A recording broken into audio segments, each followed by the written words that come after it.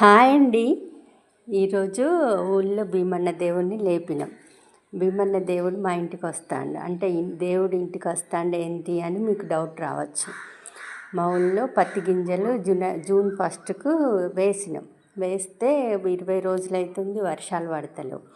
వర్షాలు పడకపోతే ఊళ్ళో గ్రామస్తులందరూ ఏమనుకున్నారంటే ఎప్పుడైనా భీమన్న దేవుడిని లేపుతాం కదా, ఈ సంవత్సరం ఇంకా లేట్ అయింది, లేపలేదు, అందుకే వర్షం పడతలేదని అనుకున్నారు.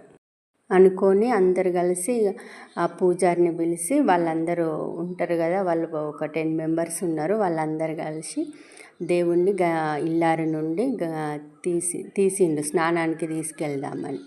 స్నానానికి తీసుకెళ్లే ముందు దేవుడు ఊళ్ళో తిరుగుతాడు అన్నట్టు. ఇక్కడ కనిపిస్తుంది కదా, అదే ధర్మరాజు గజం అంటే భీమన్న దేవుడు.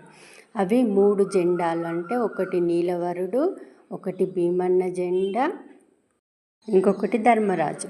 అయితే ఇవి 4 వస్తాయి మన ఇంటికి వచ్చినప్పుడు. ఇక మనకు దోచింది దేవునికి బియ్యం, ఓడి బియ్యం కట్టడం కానీ, లేకపోతే ఆ నిమ్మకాయలు కోడిగుడ్డుతోటి ఇంట్లో ఏదన్నా శక్తి కానీ ఉంటే అవి ఇట్లా లోపలికి వచ్చి వాళ్ళు కూర్చుంటారు. కూర్చొని కాసేపు ఇక మనకు పసుపు, భీమన్న దేవుడు అంటేనే పసుపు కదా, పసుపుతోటి ఇంట్లో అందరికీ బొట్టు పెట్టి ఇక బయటికి వెళ్తున్నారు. అదేంటో కానీ భీమన్న దేవుని లేపిన రోజు నుండి మాత్రం కంటిన్యూగా 2 డేస్ అవుతుంది వర్షం పడుతుంది. అంతకుముందు ఒక్కరోజు కూడా వర్షం పడలేదు. అందరు పత్తి గింజలు పెట్టి ఎదురు చూస్తూ ఉన్నారు పాపం. వ్యవసాయం చేస్తాం కదా మేమందరం, వాన కోసం ఎదురు చూసినాం, వర్షం పడలే. దేవుణ్ణి లేపిన రోజు నుండి అయితే వర్షం పడుతుంది. మళ్ళీ ఇప్పుడు ఊరంతా తిరిగిన తర్వాత దేవుణ్ణి స్నానానికి తీసుకెళ్ళి ఇల్లారిలో కూర్చోబెడతారు. ఇల్లారి అంటే మాకు గుడి ఏం లేదు, తాటాకులతోటి చిన్నగా ఉంటుంది. ఆ గజమే దేవుడు. భీమన్న దేవుని విగ్రహం అనేది ఏముండదు. ఆ గజాన్నే మేము భీమన్న దేవుడు అని పూజిస్తాం.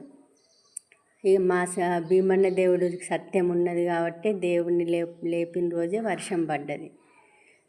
ఇట్లా దేవునికి కూడా ఏదైనా ఇట్లా అడ్డం వచ్చి శక్తులు లాంటివి ఏమన్నా కనబడితే ఆ జెండాలు అనేటివి అట్లా ఉరుక్కుంటా వాళ్ళు వెళ్తారు.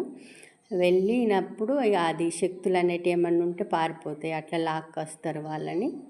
దేవుడు ఎదురు వచ్చేటప్పుడు కోడి పిల్లలు కానీ కుక్కలు కానీ ఎవ్విగా ఎదురుగా ఉండొద్దని గ్రామస్తులందరూ గుంపుగా వచ్చి దేవుని వెంబడి ఉంటారు.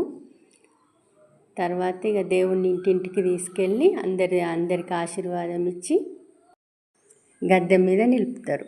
ఇప్పుడు మా ఇంటికి వచ్చిండు దేవుడు, వెళ్తున్నాడు. ఈ వీడియో కనుక మీకు నచ్చినట్టయితే please subscribe my channel, like కూడా చేయండి.